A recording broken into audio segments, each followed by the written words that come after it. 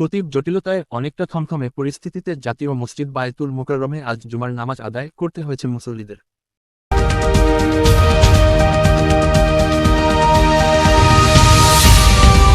ছাত্র জনতার গণ-অভ্যুত্থানের পর পলাতক থাকা বায়তুল মোকাররমের খতিব রুহুল আমিন ফিরে আসার ঘটনায় এমন পরিস্থিতি তৈরি হয়।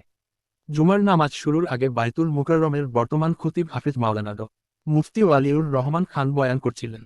এমন সময় পলাতক খতিব মাওলানা মুফতি রুহুল আমিন অনুসারীদের নিয়ে বায়তুল মোকাররম মসজিদে এসে বর্তমানে খতিবের মাইক্রোফোনে হাত দেন।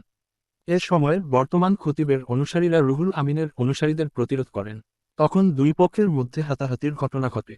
ঘটনায় বেশ কয়েকজন আহত হন। এতে করে মসজিদের সাধারণ মুসল্লিরা বিচলিত হয়ে পড়েন। মসজিদের ভিতরে ভাঙচুর করা হয়, দরজা জানালার গ্লাস ভেঙে ফেলা হয়।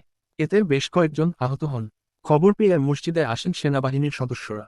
তাছাড়া আগে থেকে বায়তুল মোকাররম এলাকায় পুলিশের বিপুল সংখ্যক সদস্য অবস্থান করছিলেন। অনেকে ওই সময় মসজিদ থেকে বেরিয়ে পড়েন। পরে পরিবেশ কিছুটা ঠান্ডা হলে সোয়া ১টার দিকে আবার সাধারণ মুসল্লিরা মসজিদে প্রবেশ করেন। এরপর থমথমে পরিস্থিতিতে নামাজ শেষে সাধারণ মুসল্লিরা মসজিদ থেকে বেরিয়ে যাচ্ছিলেন। কিন্তু হঠাৎ দেখা যায় মসজিদ থেকে স্লোগান দিতে দিতে একদল মুসল্লি বের হন। তারা একটা একটা লিগ ধর, ধইরা ধইরা জবাই কর বলে স্লোগান দিচ্ছিলেন। এ সময় পুলিশ তাদের মসজিদ এলাকা থেকে চলে যেতে বলেন, কিন্তু তারা রাস্তায় গিয়ে দাঁড়ান। পরে সেনাবাহিনী, পুলিশ ও র্যাবের সদস্যরা তাদের রাস্তা থেকে সরিয়ে দেন।